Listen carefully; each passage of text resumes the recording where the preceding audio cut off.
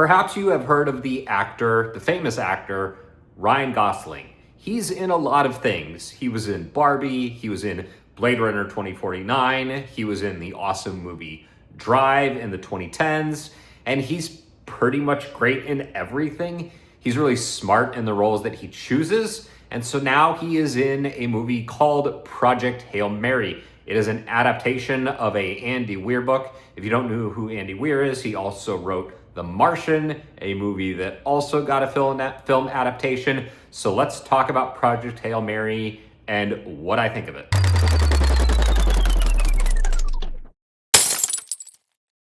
Thank you so much for checking out the video. Before we get started, click on the subscribe button and the notification bell. That way you know whenever I post a new piece of content. Okay, so I really didn't know what to think about this movie going into it. I watched the trailers, I was like, this looks great. They showed an alien, which felt like something they could have like left out of the trailers and shown some more mystery. And this movie is also directed by Phil Lord and Christopher Miller. And those guys have done the 21 Jump Street and 22 Jump Street. They were very famously fired from Solo, a Star Wars story, which when you now watch this movie, you wonder what the hell Kathleen Kennedy was thinking, and you think to yourself, yes, it makes sense that she was fired because she destroyed Star Wars, and this movie is just like further proof of that. But maybe, who knows, them not doing that movie led to this, and we got what I think is truly one of the best science fiction movies ever made. I really think this is a phenomenal movie. Ryan Gosling plays Ryland Grace, who is a science teacher in middle school. He loves his job. He's kind of like a lazy guy on the side.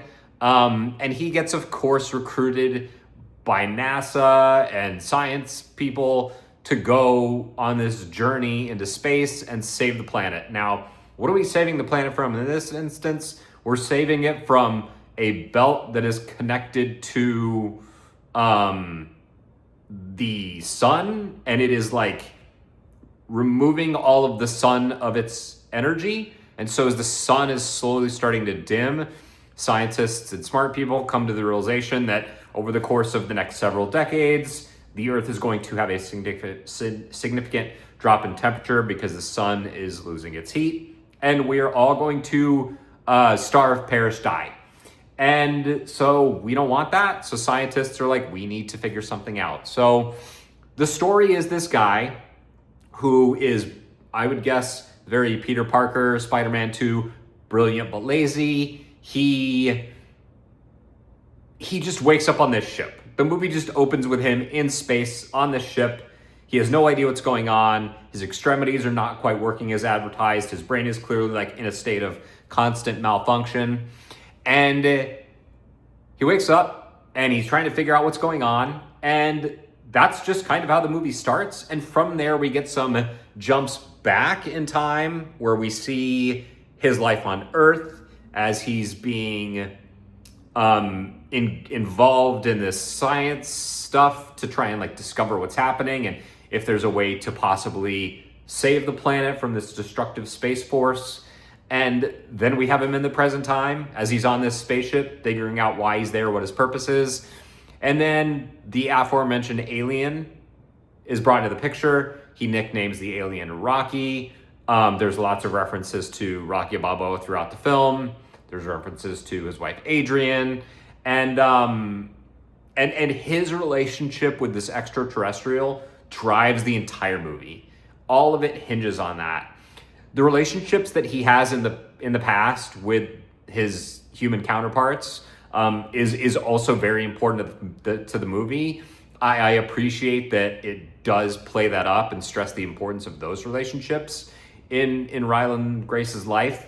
But ultimately, the movie hinges on his relationship with this character that he starts spending all this time with in the present, as they try and, first of all, figure out how to communicate to one another, because they both speak and have languages, but they can't understand one another. So he uses his computer and numbers and audio to translate, and sonar to basically communicate with this alien and vice versa. And really that is the heartbeat of the movie, and it's what makes this movie really sing and really work. I can't say enough good things about this movie. I think it has this like very interesting and frenetic, kind of hard to bottle up energy that is spread throughout, and really starts with all this physical acting that Gosling has to do from the very beginning of the movie. And it doesn't really, it's interesting because it gives the movie this great like energy and keeps things really going. This is a 2.5 hour movie that in the back end, I don't think it's not like completely derailed by the pace, but the third act is a little bit bloated.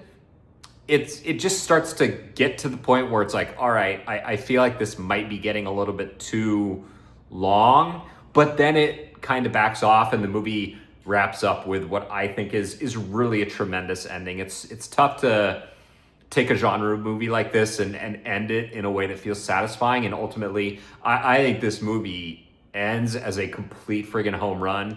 I really did love every second of Project Hail Mary. I think if there was a comp that I had for this movie, it would be E.T. And that's just because that relationship between this alien and this human being are so important to everything the movie does.